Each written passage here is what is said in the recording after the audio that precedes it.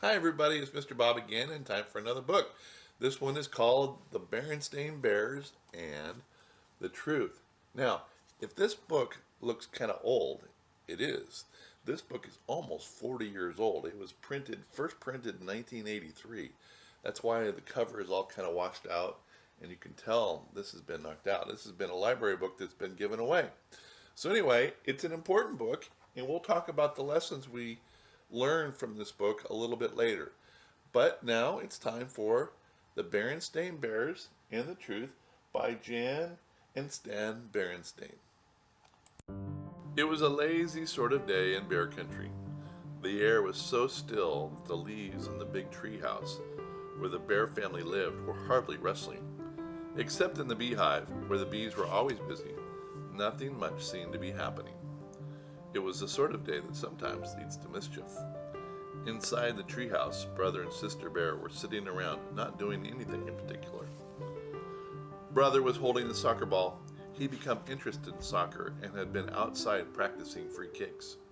Sister was relaxing in an easy chair, thinking about what to do next.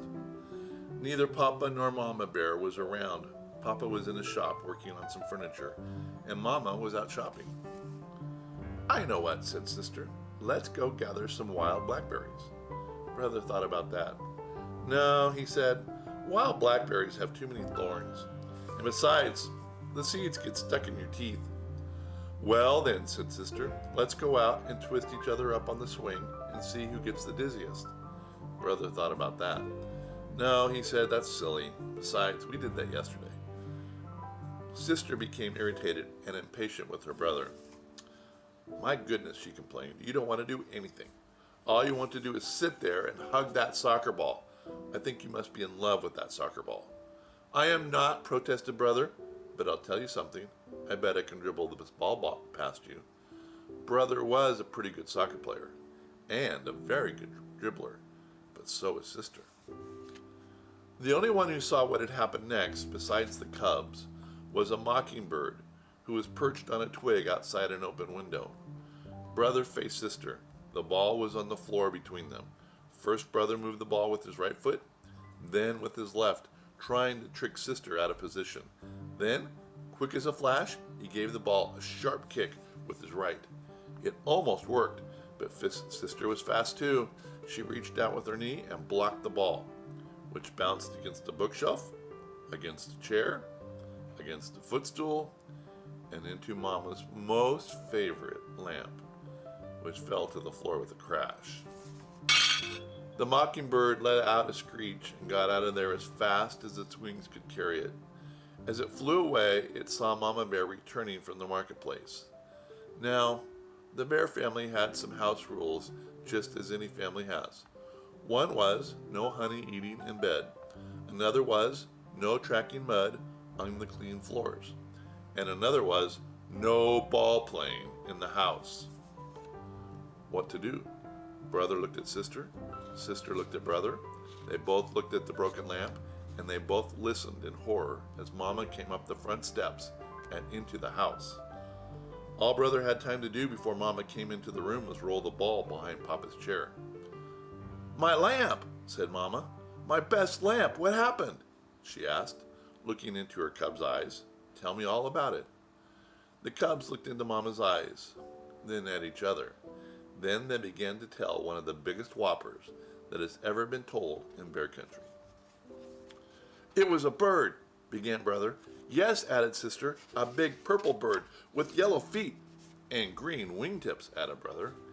"And funny-looking red feathers sticking out of its head," said Sister, as a finishing touch.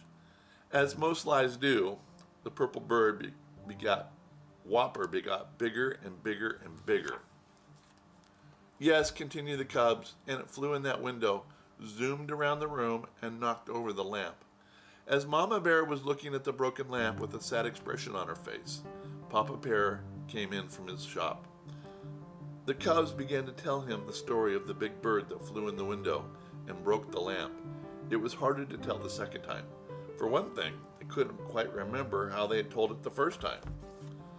"You've got me confused," said Papa. "Was it a purple bird with green wingtips and yellow feet? Or a yellow bird with purple wingtips and green feet? Or was it a white bird with black spots, like that soccer ball behind my easy chair? But the thing that really made it hard the second time was how very sad Mama looked as she picked up the pieces of the broken lamp. Mama, we're really sorry about the lamp, said Brother. Oh, yes, said Sister, picking up the last piece and putting it in the dustpan. Oh, said Mama, I'm not worried so much about the lamp. We can always get another lamp, or we can glue this one back together. What I'm really sad about is the thought that maybe, just maybe, my cubs, whom I've always trusted, aren't telling me the truth. And trust is not something you can put back together again. Both cubs started to talk at once. It wasn't a bird, said Sister. It was a soccer ball. It was just as much my fault, shouted Brother. No, it was just as much my fault, shouted Sister.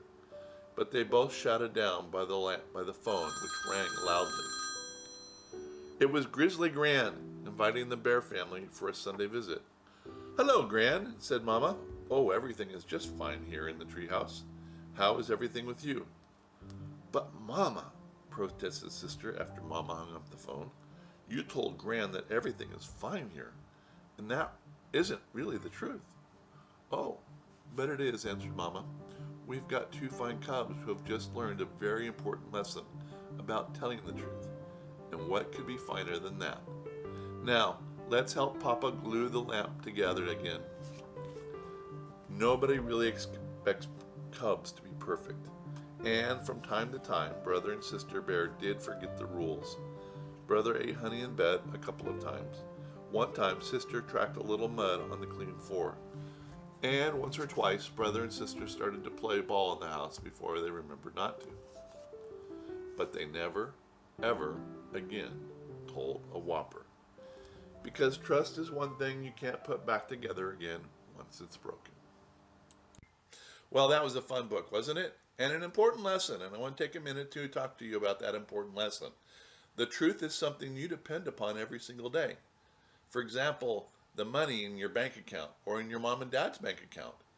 If the bank told a lie about how much money was in your bank account, you would be very upset because it would affect how much money that you could spend on things and whether you could afford the things that you want or not. See, we depend upon the truth every single day. And that's why it's important not only for other people to tell us the truth, that we tell the truth to other people as well, because they depend upon us. You know, this is how everything works that we do. This is how the city police make sure that they get their jobs done. It's how the fire department gets their jobs done. Imagine if everybody told a lie about when a fire started in town. The fire department would be all over chasing things that weren't actually on fire. And when a fire actually started, they wouldn't be able to be there when they needed to be to stop the fire. The truth is very important. Make sure you keep telling the truth. Well, anyway, this is Mr. Bob saying I hope you enjoyed the story, and we will talk to you again next time. Bye-bye.